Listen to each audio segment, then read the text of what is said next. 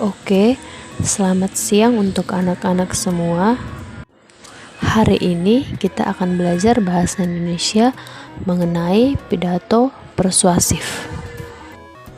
Kalian pasti tahu istilah tentang pidato.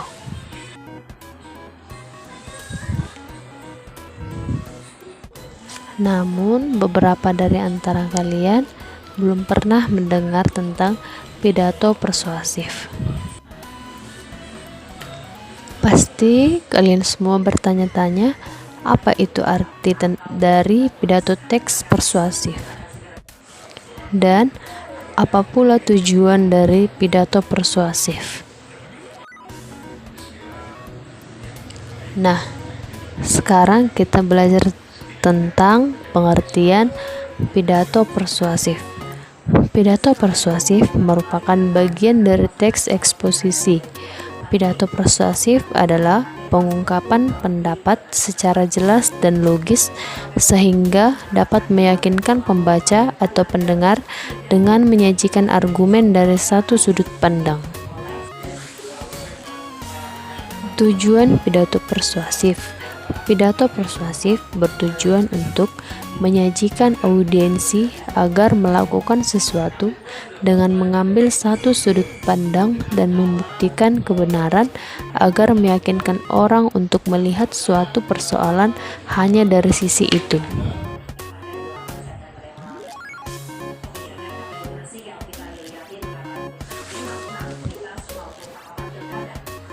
Berikutnya kita akan belajar tentang cara memersuasi. Yang pertama itu ada etika, yang kedua itu ada emosi, dan yang ketiga itu ada logika.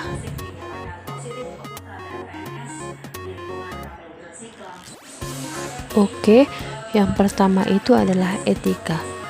Etika itu berkaitan dengan hal-hal yang baik dan hal-hal yang buruk.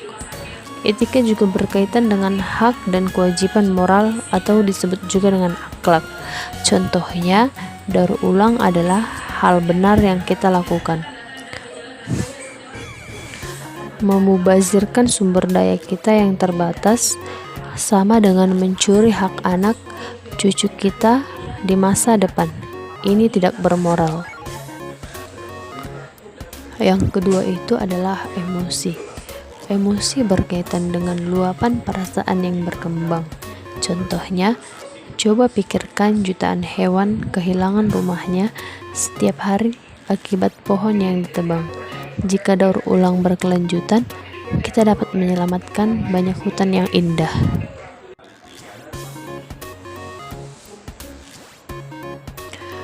Yang ketiga itu adalah logika. Logika berkaitan dengan jalan pikiran yang masuk akal.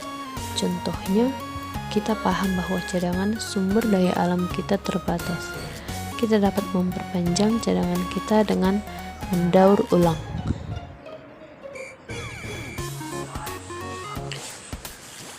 Selanjutnya, kita akan belajar mengenai struktur isi pidato persuasif. Yang pertama itu adalah pernyataan posisi. Pernyataan posisi merupakan pendapat atau sudut pandang pengarang terhadap suatu persoalan. Yang kedua itu tahap argumen. Argumen atau pendapat harus berdasarkan pendapat logis atau masuk akal yang meyakinkan audiens mengapa posisi itu diambil. Yang ketiga itu penguatan pernyataan posisi.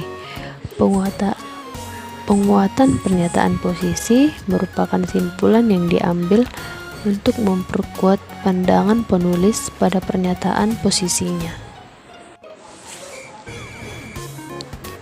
Selanjutnya, kita akan membahas tentang ciri-ciri kebahasaan. Yang pertama itu nominalisasi. Nominalisasi atau pembendaan merupakan proses tata bahasa mengubah kata atau benda,